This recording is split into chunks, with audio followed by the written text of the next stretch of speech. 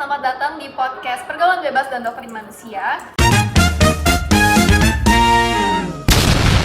Jadi kami hari ini membahas satu isu yang sangat dekat dengan kehidupan mahasiswa nih, terutama karena kami juga mahasiswa di UPH, yaitu normalisasi tentang kegiatan malam seperti misalnya clubbing, alkohol, dan juga seks bebas nih. Tapi kita akan membahasnya bukan dengan opini pribadi, tapi dari materi kuliah semester alat dan ciptaan, yaitu khususnya doktrin manusia dan bagaimana pengajaran alat Tritunggal itu bisa diaplikasikan dalam kehidupan kita.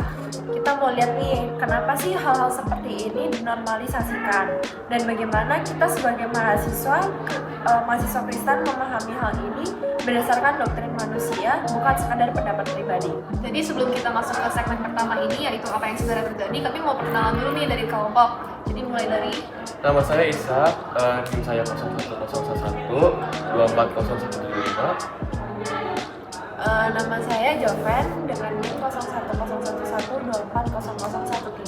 nama saya Josephine Tija dengan NIM 01011 240 150. Nama saya Bella Stefanita dengan NIM 01011 240258. Nama saya Gratia dengan NIM 01011 Nama saya Marvella Olivia dengan NIM 01011 240222. Oke, jadi kita mau mulai masuk ke segmen yang pertama, yaitu apa sih yang sebenarnya terjadi?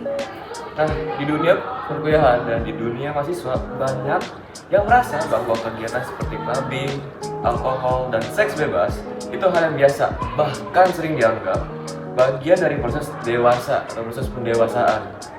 Itu jadi budaya, bukan lagi sebuah pertanyaan moral bagi kita. Tapi faktanya fenomena ini muncul karena mahasiswa mencari identitas, penerimaan, dan pelarian. Dan itu semua sebenarnya menyentuh inti dari doktrin manusia, yaitu bagaimana manusia diciptakan dengan martabat tetapi juga jatuh dalam dosa. Nah, untuk itu kita mau masuk ke segmen kedua, yaitu kira-kira apa sih yang dijelaskan oleh doktrin manusia? Dalam doktrin manusia, kita belajar dua hal penting, yaitu pertama, manusia itu diciptakan menurut gambar dan rupa Allah, yang dimana memiliki arti bahwa manusia itu pasti punya nilai, martabat, dan juga tujuan. Kemudian yang kedua, manusia itu sudah jatuh di dalam dosa, sehingga natur manusia dari awal itu sudah rusak dan cenderung mencari kepuasan di luar Allah. Nah, kalau kita hubungkan dengan isu pergaulan bebas, kita dapat melihat bahwa kegiatan-kegiatan itu adalah bentuk pencarian makna dan kepuasan, tapi dicari melalui cara-cara yang lahir dari natur manusia yang sudah jatuh. Jadi, ketika mahasiswa mencari kebebasan lewat seks bebas, alkohol, dan clubbing, itu bukan sekedar gaya hidup. Itu bagian dari realitas bahwa manusia sering salah mengarahkan keinginannya karena natur dosa.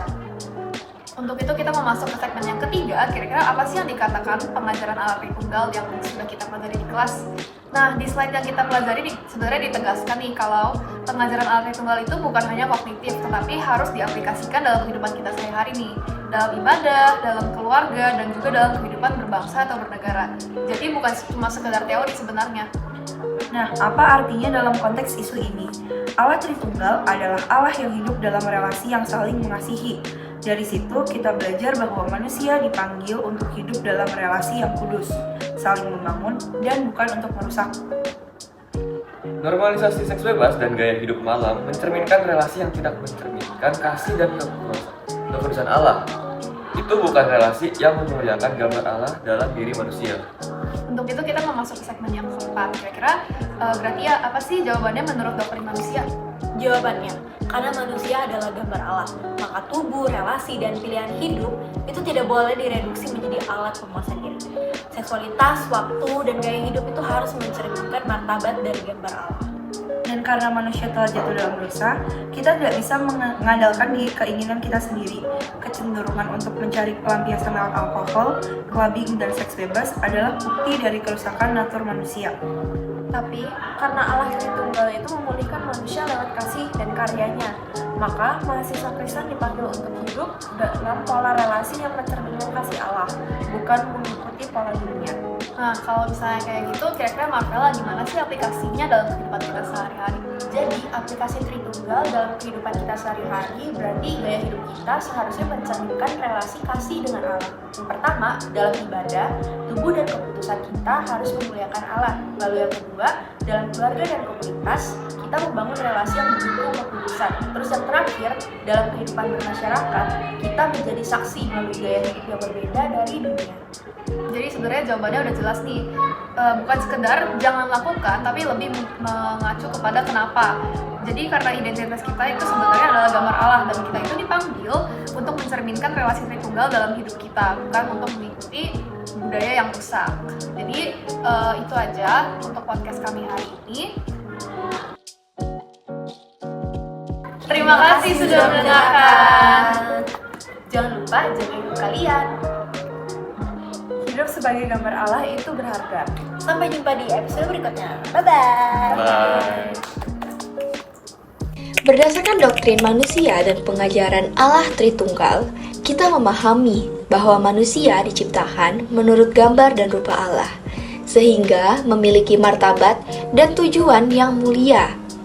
Namun, natur manusia telah rusak akibat kejatuhan dalam dosa. Hal ini menjelaskan mengapa banyak mahasiswa yang mencari identitas dan pelarian melalui pergaulan bebas seperti clubbing, alkohol, dan seks bebas.